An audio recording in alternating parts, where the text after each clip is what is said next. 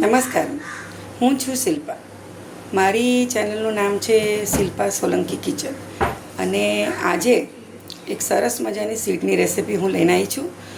આપણે આગળ ગણેશ ચોથ આવે છે, તો ગણપતિ ભગવાનને ભાવતા એવા સરસ આપણે બુંદીના લાડવાની રેસિપી આજે હું આપીશ તમને. અને એમાંથી જ તમને બને એવી રીતે હું ટ્રાય કરીશ કે તમારે બહારથી કોઈ જાતનો એક્સ્ટ્રા જારો ના લાવવો પડે કે કશું. ઘરના જ જારામાંથી હું તમને બુંદી પાડવાની એક સરળ રીત આપીશ, જેને તમે ફોલો કરશો તો તમારી બુંદી પણ આવી રીતે સરસ ગોળ ગોળ પડશે ને આવી રીતે બુંદીના લાડવા એકદમ પરફેક્ટ બનશે. તો ચલો આપણે શરૂઆત કરી દઈએ લાડવા બનાવવાની. નમસ્કાર, તો આપણે સ્ટાર્ટ કરી દઈએ બનાવવા માટે બુંદીના લાડુ. તો મેં અહીંયા 4 ચમચી જેટલો ચણાનો લોટ લીધો છે, મોટી ચમચી છે, બરાબર છે. હવે આપણે એમાં થોડાક પિંચ ઓફ ખાવાના સોડા ઉમેરી દઈશું, જેના કારણે આપણી બુંદી ફૂલી જાય થોડી. અને હવે પાણી એડ કરી દઈશું. થોડું થોડું કરીને આપણે એડ કરશું પાણી. અને આપણે એક બેટર બનાવી દઈશું. થોડોક ફૂડ કલર લીધો છે ઓરેન્જ. આ તમારે ઓપ્શનલ છે, તમારે જો એડ કરવો હોય તો, નહીંતર એમને પણ સારું જ લાગે છે, પણ આ એકદમ બહાર જેવું લાગશે.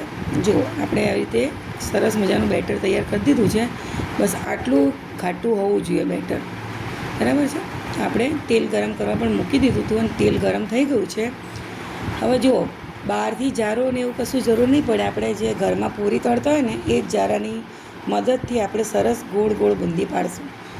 તો આપણે તેલ ગરમ થઈ ગયું છે, તો હું અહીંયા એની ઉપર એક બેટર નાખું. તમે જુઓ થિકનેસ જુઓ બેટરની, બસ આવી રીતે રાખશો ને, ભલે થોડીક વાર લાગશે બુંદી પડતા, પણ એકદમ ગોળ ગોળ અને સરસ પડશે બુંદી. તો જો આપણે બુંદી પડવા માંડી છે, બરાબર છે. જો આવી રીતે આપણે બુંદી પાડી લેવાની છે. જો કેવી પડે છે સરસ એક એક કરીને, બરાબર.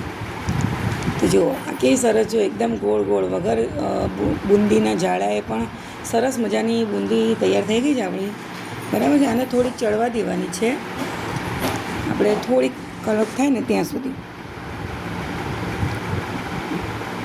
તો હવે આપણી બુંદી તળાઈ જાય છે, તો આપણે એને કાઢી લઈશું. તો જુઓ તમે, કલર પણ સરસ અને બુંદીનું જે સ્ટ્રક્ચર છે એ બી સરસ, અને ગોળ કેવી સરસ થઈ છે જુઓ તમે. તો આવી રીતે આપણે બધી બુંદી કાઢી લઈશું. હું તમને એક પ્લેટમાં બતાવું છું. જુઓ આપણી બુંદી કેવી સરસ દેખાય છે, ગોળ ગોળ, બરાબર છે. આવી રીતે આપણે બધી પાડી દઈશું બુંદી. તો અમે બધી બુંદી પાડી લીધી છે. અને હવે આપણે ખાંડને લઈને ચાસણી કરશું.